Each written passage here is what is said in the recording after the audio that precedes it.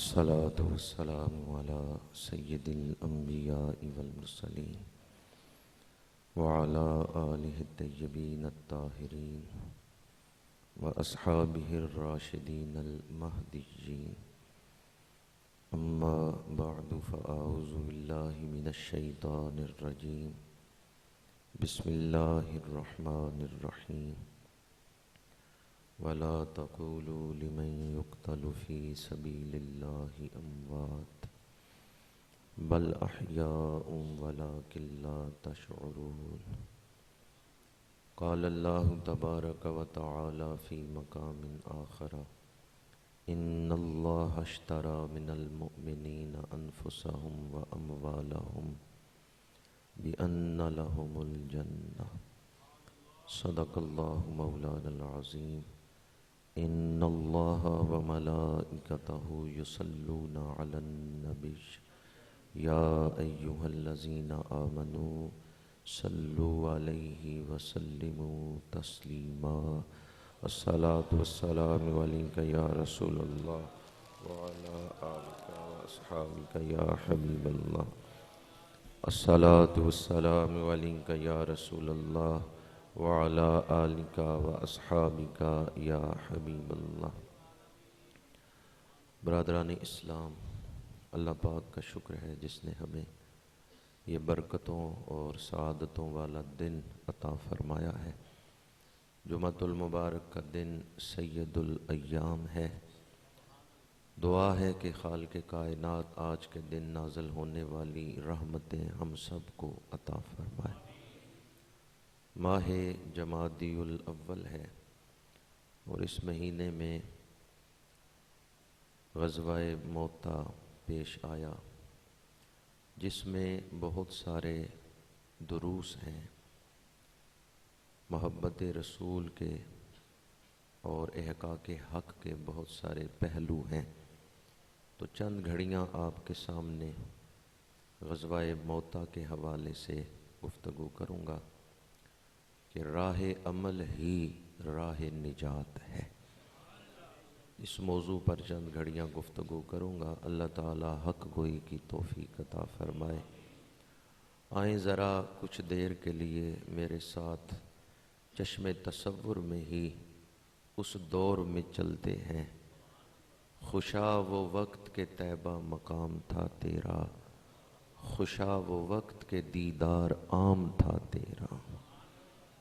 میرے آقا کریم صلی اللہ علیہ وآلہ وسلم مدینہ منورہ میں رونق افروز ہیں.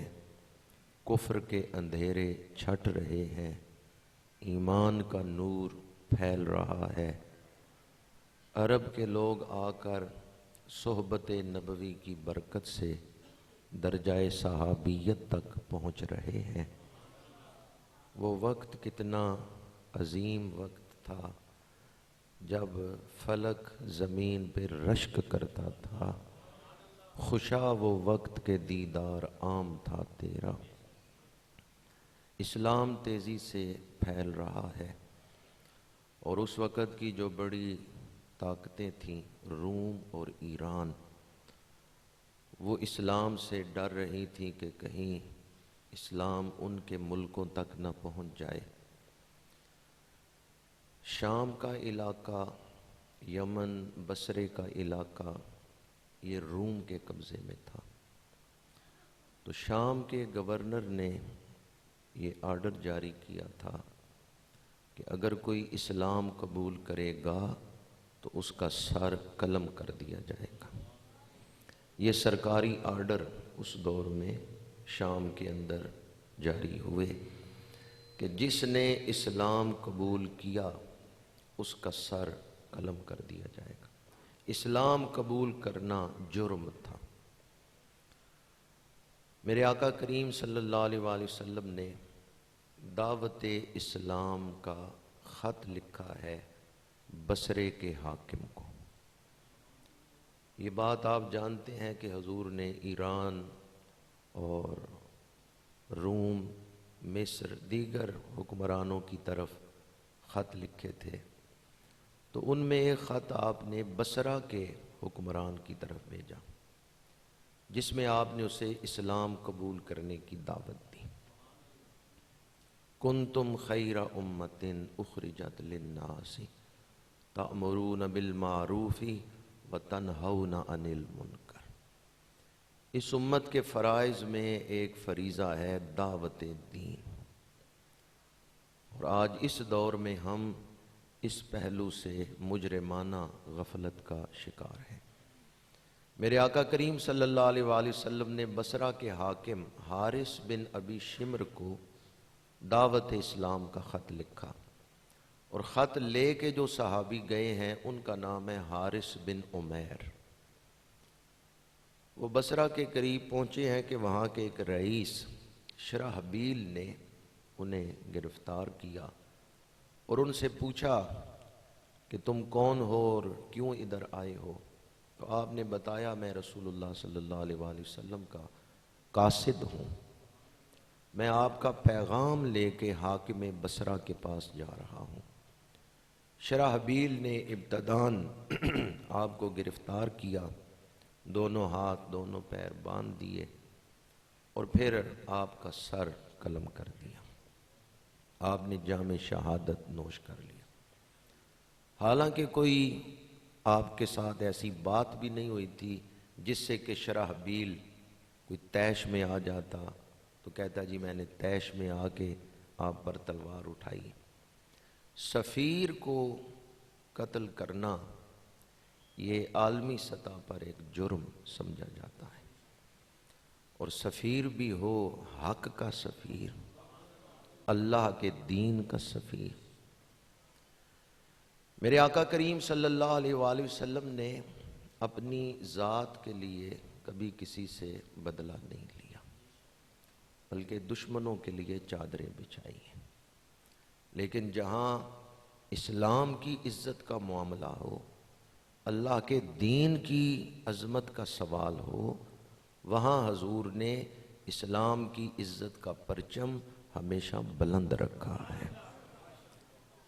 اب اگر اس موقع پر حضرت حارث بن عمیر رضی اللہ تعالی عنہ کہ خون کا بدلہ نہ لیا جاتا اور اس کے لیے آواز نہ اٹھائی جاتی تو یہ اسلام کی کمزوری سمجھی جاتی کہ اسلام کے سفیر کو ایک ظالم حکمران نے، ایک رئیس نے ظلم سے شہید کر دیا ہے اور مسلمانوں نے اس پر کوئی آواز نہیں بلند کی۔ میرے آقا کریم صلی اللہ علیہ وآلہ وسلم نے صحابہ کرام کو جہاد کے لیے تیاری کا حکم دیا۔ 3000 صحابہ جرف کی وادی میں اکٹھے ہوئے اور میرے آقا کریم تشریف لائے انہیں الوداع کرنے کے لیے۔ یہ مدینہ منورہ سے 3 میل باہر ہے جرف کی وادی۔ اس میں حضور تشریف لائے تو ظہر کی نماز آپ نے با جماعت ادا فرمائی۔ اس وادی میں نماز سے فارغ ہوئے تو مجاہدین کی صفیں سامنے ہیں۔ آپ نے فرمایا میں تم پر زید بن حارثہ کو سپہ سالار مقرر کرتا ہوں، اور پھر فرمایا اگر زید بن حارثہ شہید ہو جائیں تو تمہارے دوسرے امیر جعفر بن ابی طالب ہوں گے۔ پھر فرمایا جب جعفر بن ابی طالب شہید ہو جائیں تو تمہارے تیسرے امیر عبداللہ بن رواحہ ہوں گے۔ اور پھر فرمایا اگر عبداللہ بن رواحہ شہید ہو جائیں تو اس کے بعد مسلمان جسے مل کے اپنا امیر بنائیں گے وہی تمہارا امیر ہوگا۔ 3 سپہ سالار یکے بعد دیگرے آپ نے خود مقرر فرمائے۔ پھر آپ نے جنگ کے اصول بیان فرمائے ہیں، شرعی احکامات بیان کیے ہیں۔ بوڑھوں پر تلوار نہ چلانا، عورتوں پہ تلوار نہ چلانا، بچوں پہ تلوار نہ چلانا، پھلدار درخت نہ کاٹنا، دودھ دینے والے جانور نہ ذبح کرنا۔ میرے آقا کریم صلی اللہ علیہ وآلہ وسلم نے عین حالت جنگ میں بھی شریعت کا خیال رکھنے کا حکم دیا ہے۔ میرے آقا کریم نے صحابہ کو دعاؤں کے ساتھ الوداع کیا ہے۔ ادھر شرحبیل کو بھی پتہ چل گیا، وہ رئیس بصرہ جس نے سفیر رسول پر تلوار اٹھائی تھی، اس نے حاکم بصرہ سے مدد مانگی، حاکم بصرہ نے روم کے بادشاہ سے مدد مانگی، 1,00,000 فوج تیار ہو گئی۔ اور ادھر کتنے جا رہے ہیں؟ حق کی خاطر یہ 3,000 صحابہ جا رہے ہیں، اور یہ حضور کا جھنڈا اٹھا کے جا رہے ہیں۔ حضرت ابو ہریرہ رضی اللہ تعالیٰ عنہ فرماتے ہیں، جب موتا میں ہم پہنچے اور ہمیں پتہ چلا کہ 1,00,000 کی تعداد میں دشمن آیا ہے، دشمن کے تم تراک کو، اسلحہ کو اور افرادی قوت کو دیکھ کے میرے اوپر ایک بے چینی طاری ہوئی کہ ہماری تعداد تو صرف 3,000 ہے، اور دشمن 1,00,000 کی تعداد میں، اور 1,00,000 کمک بھی آ رہی ہے۔ یہ بھی افواہ اڑ رہی تھی کہ خود کیسر روم نے بھی 1,00,000 فوج بھیجی، اگر وہ پہنچتی ہے تو 2,00,000 ہو جائیں گے۔ حضرت ابو ہریرہ رضی اللہ تعالیٰ عنہ فرماتے ہیں، اس وقت میرے دل میں کچھ بے چینی پیدا ہوئی، تو ثابت بن قیس رضی اللہ تعالیٰ عنہ میرے پاس کھڑے تھے۔ انہوں نے فرمایا، ابو ہریرہ کیوں گھبرا رہے ہو؟ تم بدر میں ہمارے ساتھ نہیں تھے، ہم 313 تھے، وہ 1,000 تھے۔ ہماری نظر تعداد میں نہیں تھی، ہماری نظر اللہ اور اس کے رسول پر تھی کہ ہم حق کی خاطر لڑ رہے ہیں۔ اگر ہم کامیاب ہو گئے تو غازی بن جائیں گے، اور اگر شہید ہو گئے پھر بھی اللہ کی رضا کو پا لیں گے۔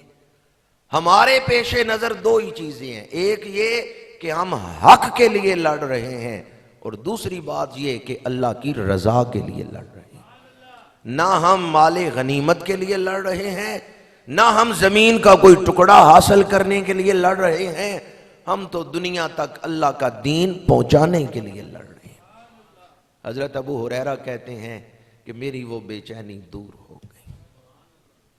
بعض صحابہ نے مشورہ کیا کہ ہم قاصد بھیجتے ہیں مدینہ منورہ اور ساری صورتحال بتاتے ہیں، اگر حضور مناسب سمجھیں تو ہمارے لیے اور کمک بھیج دیں، پیچھے سے اور مجاہدین بھیج دیں، اگر حضور حکم فرمائیں تو ہم واپس آ جائیں، صورتحال حضور کی بارگاہ میں عرض کی جائے۔ یہ مشورہ ہو رہا تھا، اس وقت حضرت عبداللہ بن رواحہ کھڑے ہوئے۔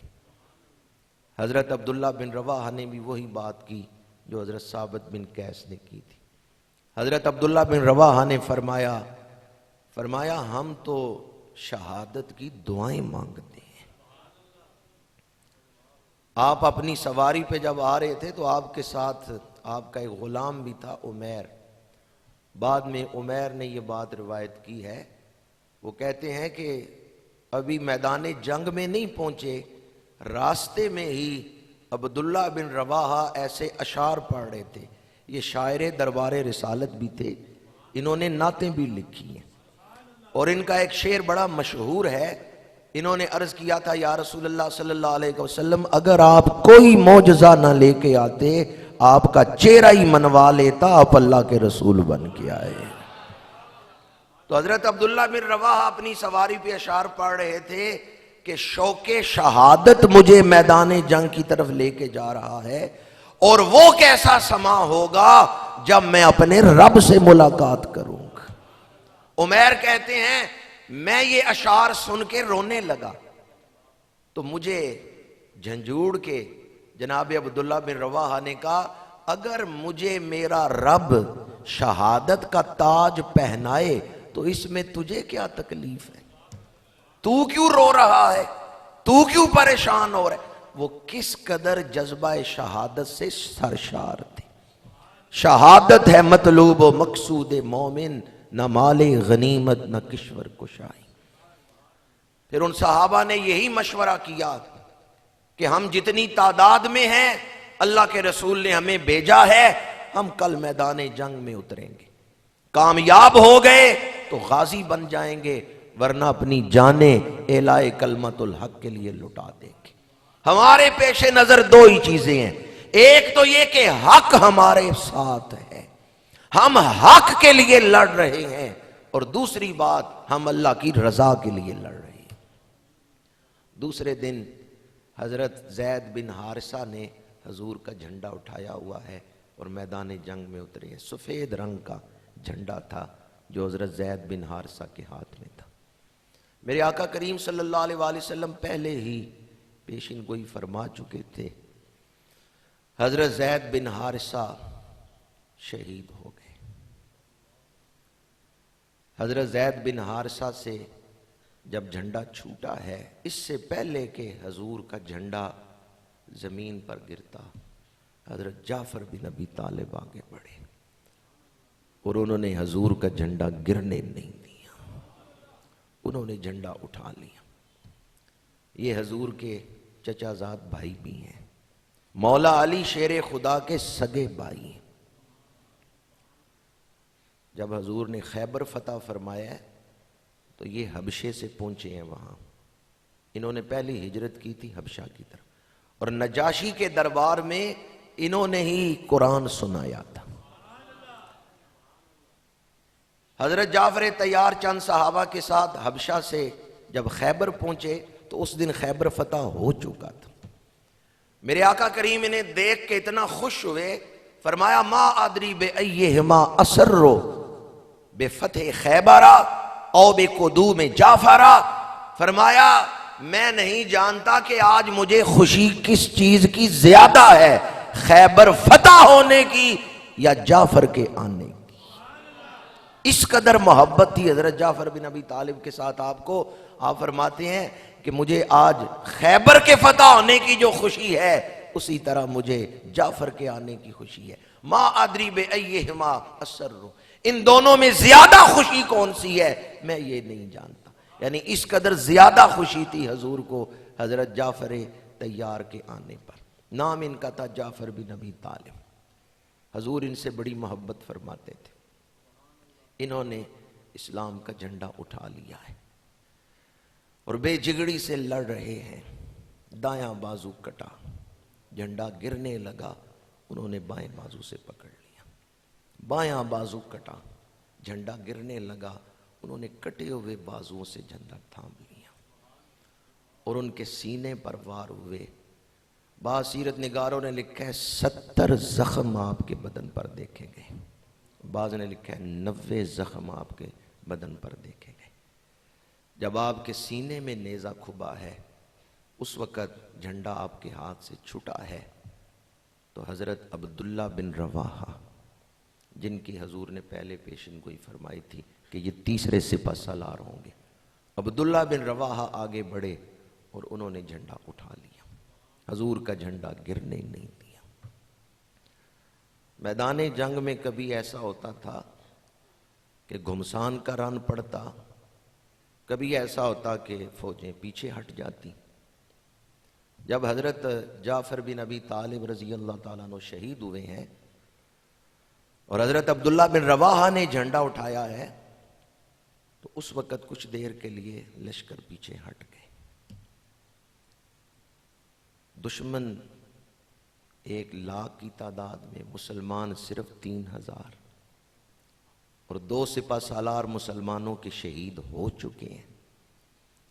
حضرت عبداللہ بن رواحہ کے بھائی انہیں گوشت کا ایک ٹکڑا دیتے ہیں، کہتے ہیں یہ کھا لو، صبح سے لڑ رہے ہو، تمہیں بھوک لگ رہی ہوگی، یہ گوشت کھا لو، کچھ توانائی مل جائے گی۔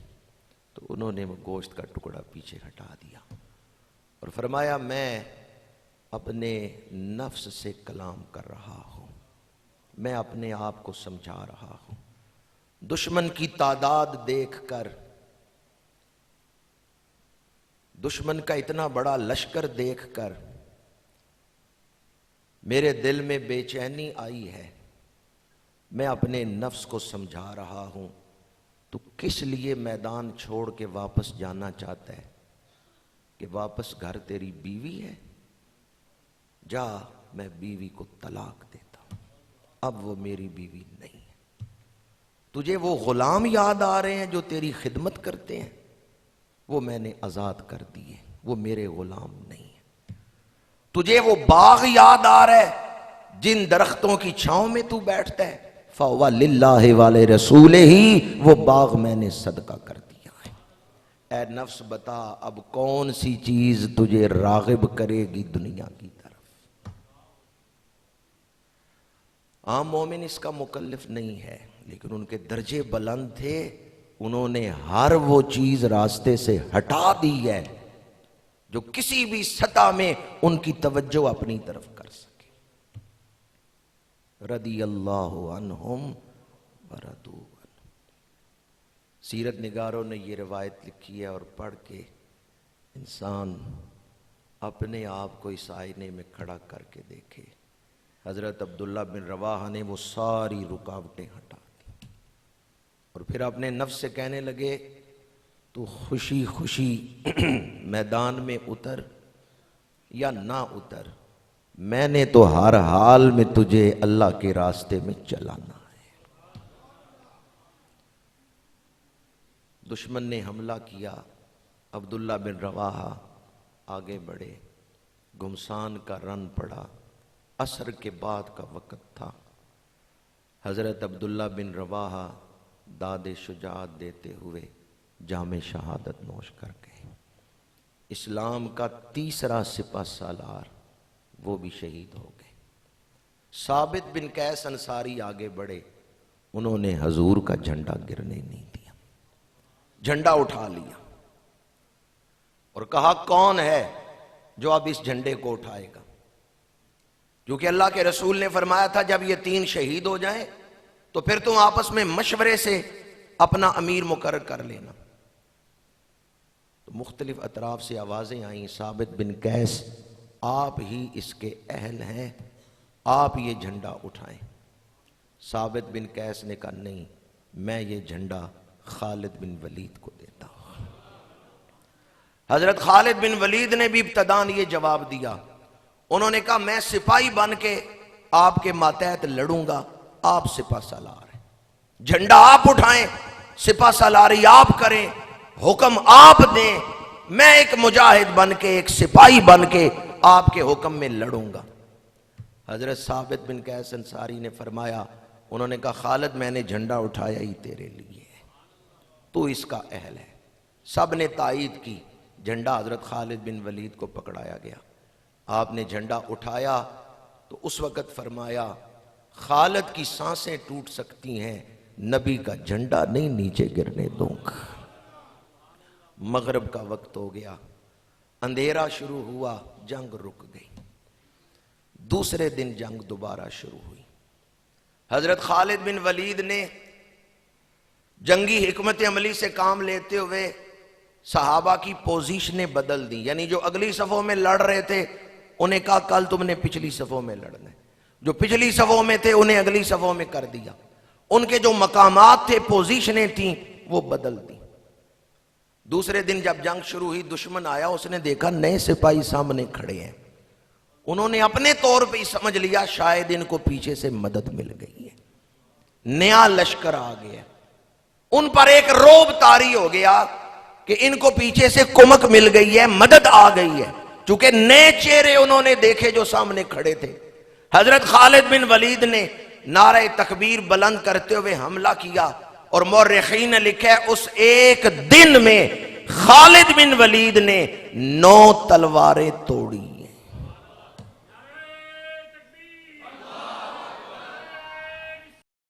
میں نے شروع میں عرض کیا تھا کہ آئیں ذرا چشمے تصور میں میرے ساتھ اس دور میں چلیں۔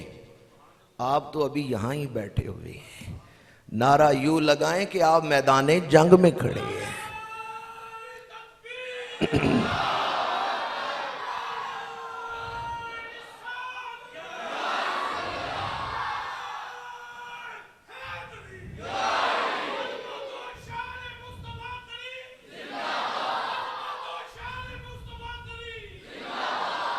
حضرت خالد بن ولید اس دن اس بے جگری سے لڑے ہیں کہ آپ کے ہاتھ میں 9 تلواریں ٹوٹی ہیں، آپ کا ارادہ نہیں تھکا، آپ حوصلہ نہیں ہارے، 9 تلواریں آپ کے ہاتھ میں ٹوٹی ہیں لیکن آپ بے جگری سے لڑ رہے ہیں، آگے بڑھ رہے ہیں۔ دشمن کے پیر اکھڑ گئے، ایک تو ان پہ نفسیاتی دباؤ پڑ گیا کہ شاید انہیں نئی مدد مل گئی ہے، کمک آ گئی ہے۔ دوسرا حضرت خالد بن ولید کے تابڑ توڑ حملے دیکھ کر انہوں نے سمجھا انسان نہیں، یہ تو کوئی جنات ہیں جو ان کی مدد کے لیے آ گئے ہیں۔ ادھر میرے آقا کریم نے مدینہ منورہ میں ظہر کی نماز کے بعد صحابہ کرام سے، جو کہ حضور خود اس غزوہ میں نہیں تشریف لے گئے، عام طور پہ غزوہ اسی جنگ کو کہتے ہیں جس میں حضور خود تشریف لے جائیں، لیکن اس میں صحابہ کی کثیر تعداد تھی۔ بعض سیرت نگاروں نے اسے غزوہ نہیں سریہ کہا ہے، لیکن بعض نے اسے غزوہ ہی کہا ہے کہ اس میں کثیر تعداد تھی صحابہ کرام کی۔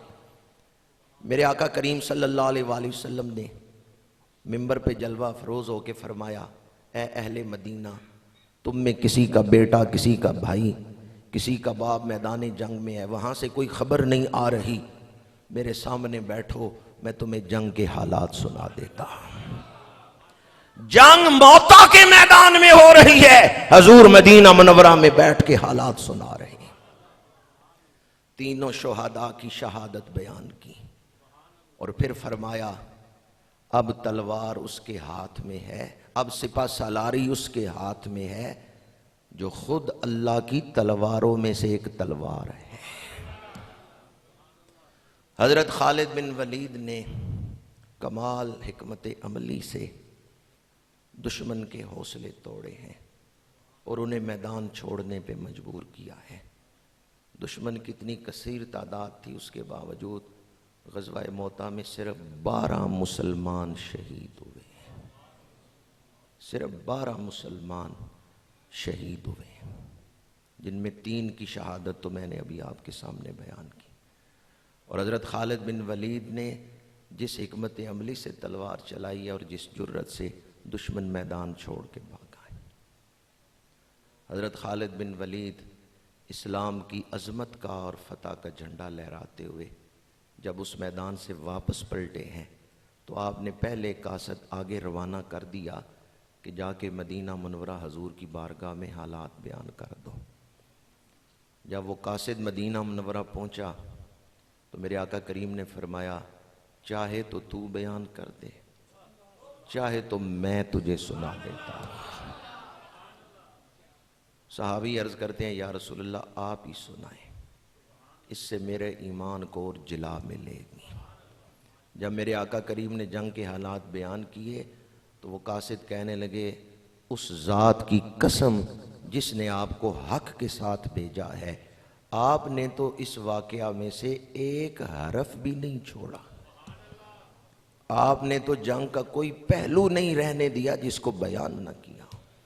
میرے آقا کریم نے فرمایا اللہ نے میرے لیے زمین سمیٹ دی، میں دیکھ رہا تھا جو کچھ میدان جنگ میں ہو رہا تھا۔ پھر حضور تشریف لے گئے حضرت جعفر بن ابی طالب کے گھر۔ ان کے 2 بیٹے تھے، محمد بن جعفر اور عبداللہ بن جعفر، اور ان کی بیوی اسماء بنت امیس۔ میرے آقا کریم جب حضرت جعفر کے گھر گئے، یہ بات میں پہلے عرض کر چکا ہوں، حضور کو بڑی محبت تھی ان سے، اور حضور کی جو محبت ہے وہ ہماری محبتوں کی طرح نہیں ہے۔ قلب رسول کسی سے محبت کرتا ہے تو اصل میں اللہ نے اسے محبت کے قابل بنایا ہے۔ یہ اللہ تعالیٰ کی طرف سے حضور کے دل میں محبت پیدا ہوتی ہے۔ میرے آقا کریم حضرت جعفر بن ابی طالب کے گھر تشریف لے گئے، فرمایا جعفر کے بچے کہاں ہیں؟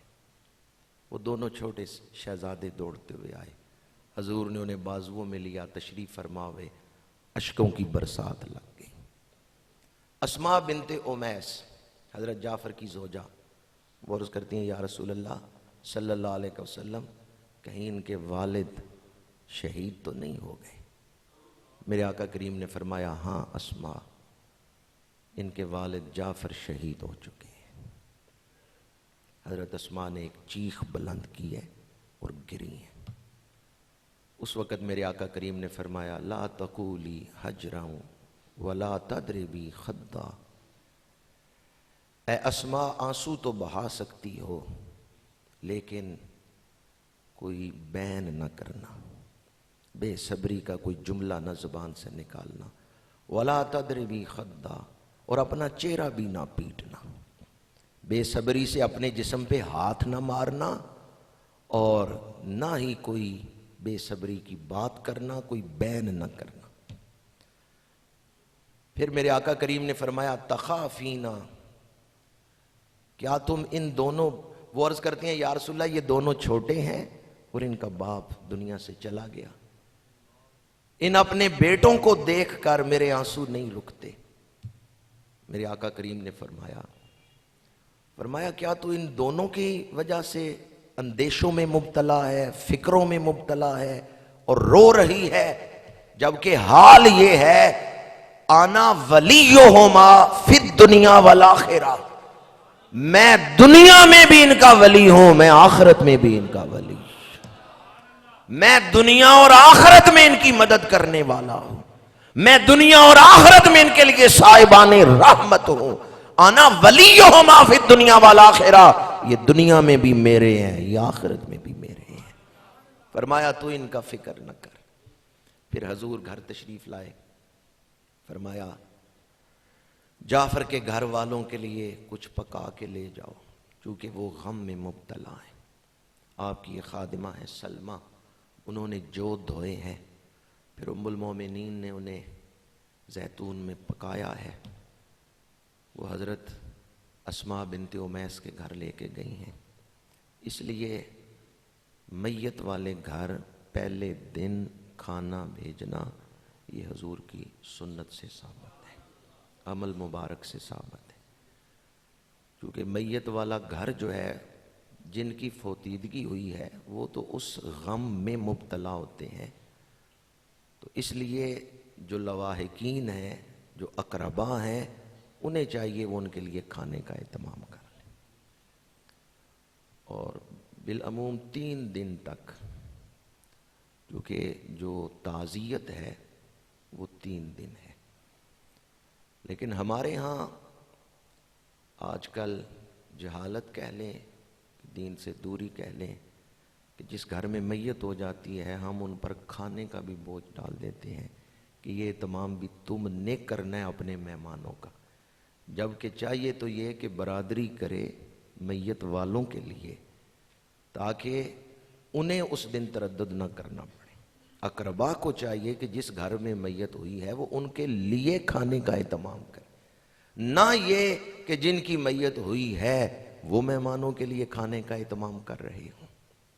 اعلیٰ حضرت شاہ احمد رضا خان بریلوی رحمۃ اللہ تعالی علیہ نے اس حوالے سے بڑی تاکید فرمائی ہے کہ اس میں احتیاط کرنی چاہیے، اور میت والے گھر ہمیں چاہیے کہ ہم کھانا پہنچائیں، نہ یہ کہ اس گھر میں دعوتوں کا اہتمام کیا جائے۔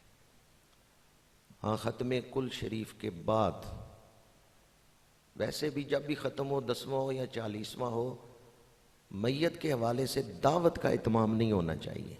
ختم شریف کی دعوت دیں، جو ختم پہ آئے وہ آپ کے مہمان ہیں، اب آپ انہیں کوئی تواضع کرتے ہیں تو یہ مہمان نوازی ہے، اس کا ثواب بھی میت کو پہنچے گا، لیکن کھانے کی دعوت نہیں دینی چاہیے، بھی کھانا ہے تو آؤ کھانا کھا کے جانا ہے، جسے دیہاتوں میں کہتے ہیں روٹی ٹھاکنا، یہ شریعت مطہرہ میت کے حوالے سے دعوت کی اجازت نہیں دیتی۔ ہاں 10واں یا اس کے بعد جو ختمات شریفہ ہیں ان میں جو لوگ آ رہے ہیں وہ ختم شریف کے لیے بلائے جائیں، وہ آپ کے مہمان ہیں، آپ ان کی خاطر تواضع کر سکتے ہیں، اور جس دن مرگ ہوئی ہے اس دن تو لواحقین کو چاہیے کہ وہ میت والے گھر کھانے کا اہتمام کریں۔ حضرت حافظ ابن کثیر رحمۃ اللہ تعالی علیہ، انہوں نے یہ روایت نقل کی ہے، میرے آقا کریم صحابہ میں رونق افروز ہیں، آسمان کی طرف نگاہ فرمائی اور فرمایا وعلیکم السلام ورحمۃ اللہ۔ تو صحابہ نے عرض کیا یا رسول اللہ صلی اللہ علیہ وسلم کس کے سلام کا جواب عطا فرما رہے ہیں؟ آپ نے فرمایا میرا بھائی جعفر فرشتوں کے ساتھ اڑتا ہوا جا رہا تھا، جعفر نے مجھے سلام کیا ہے، میں نے اس کے سلام کا جواب عطا کیا ہے۔ السیرۃ النبویہ میں حافظ ابن کثیر نے اس روایت کو نقل کی ہے، اور امام طبرانی نے ایک روایت نقل کی ہے کہ میرے آقا کریم صلی اللہ علیہ وآلہ وسلم نے فرمایا کل رات میں نے جنت کی سیر فرمائی اور جنت میں مجھے جعفر فرشتوں کے ساتھ اڑتے ہوئے نظر آئے. اللہ نے انہیں 2 پر عطا فرما دی. حافظ سہیلی لکھتے ہیں کہ ان پروں سے مراد ہے کہ اللہ تعالیٰ نے آپ کو خاص روحانیت اور ملکوتیت عطا فرمائی ہے جس سے آپ جنت میں پرواز فرما رہے تھے. تو ان حدیثوں کی روشنی میں پھر حضرت جعفر کا لقب بنا جعفر طیار. طیار آپ کا لقب ہے. طیارہ کہتے ہیں تیزی سے اڑنے والا، تیزی سے پرواز کرنے والا. طیار تیزی سے پرواز کرنے والے. اور حضور نے فرمایا میں انہیں جنت میں پرواز کرتے ہوئے دیکھ رہا ہوں. یہ طیار کا لقب جو حضرت جعفر کو ملا ہے یہ شہادت سے پہلے ملا ہے یا شہادت کے بعد ملا؟ ماشاءاللہ آپ غور سے سن رہے ہیں، شہادت کے بعد ملا ہے. کسی مسلک سے تعلق ہو، کسی جماعت سے تعلق ہو، سارے ہی آپ کو جعفر طیار کہتے ہیں. بعض وہ بھی ہیں جو موت کے بعد زندگی کو نہیں مانتے لیکن آپ کو تیار ہی کہتے ہیں. تو یا تو آپ کو تیار نہ کہو، اور اگر تیار کہتے ہو تو مان لو موت کے بعد زندگی ہے. حضرت جعفر صادق بھی ہیں، یہ ائمہ اہل بیت میں سے ہیں، امام جعفر صادق. لیکن ان کا تعین کیسے ہوتا ہے، تشخص کیسے ہوتا ہے؟ جعفر کے بعد لقب آتا ہے صادق. اور ان کی پہچان کیسے ہوتی ہے؟ جعفر طیار. تو یہ جو لقب ملا ہے طیار، یہ شہادت سے پہلے نہیں ملا، شہادت کے بعد ملا. اس سے پتا چلا کہ موت کے بعد زندگی ہے. قرآن پاک نے فرمایا وَلَا تَقُولُوا لِمَن يُقْتَلُ فِي سَبِيلِ اللَّهِ أَمْوَاتٌ.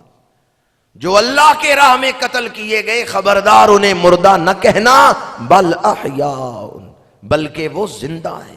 وَلَٰكِن لَا تَشْعُرُونَ، لیکن تمہیں اس زندگی کا شعور نہیں ہے. ہمارا شعور اس سطح تک نہیں پہنچ سکتا کہ ہم ان کی زندگی کو سمجھ سکیں، ورنہ وہ زندہ ہے. دوسرے مقام پہ فرمایا وَلَا تَحْسَبَنَّ الَّذِينَ قُتِلُوا فِي سَبِيلِ اللَّهِ أَمْوَاتًا بَلْ أَحْيَاءٌ عِندَ رَبِّهِمْ يُرْزَقُونَ. اللہ کی بارگاہ سے انہیں رزق دیا جاتا ہے. پھر فرمایا فارحین، شہداء شہادت کے بعد بڑے خوش ہیں. حضرت جعفر طیار رضی اللہ تعالی عنہ، آپ کا جو لقب ہے وہی فلسفہ موت و حیات کو بیان کر رہا ہے کہ موت مٹنے کا نام نہیں، بس جہان بدلنے کا نام. شہادت اللہ کے نام پر، اللہ کی رضا کے لیے، اللہ کے راستے میں جان دینا، یہ شہادت ہے. لیکن جو شہید نہیں ہوئے، ایمان پر خاتمہ نصیب ہوا ہے، وہ بھی قبروں میں زندہ ہیں. اور جو کفر پہ یا فسق پہ مرے وہ بھی قبروں میں زندہ ہیں. ہاں وہ عذاب میں ہیں، یہ راحت میں ہے. کفار یا فساق فجار وہ قبروں میں مبتلا عذاب ہے. بڑی مشہور حدیث ہے، میرے آقا کریم نے فرمایا قبر جنت کے باغوں میں سے ایک باغ ہے یا دوزخ کے گڑھوں میں سے ایک گڑھ. ہم میں سے کوئی بھی یقین سے نہیں کہہ سکتا کہ میری قبر کیا بننے والی ہے. پانی پرن سہیلیاں تے رنگا رنگ کڑے، پریا اسی دا جانیے جس دا توڑ چڑھے.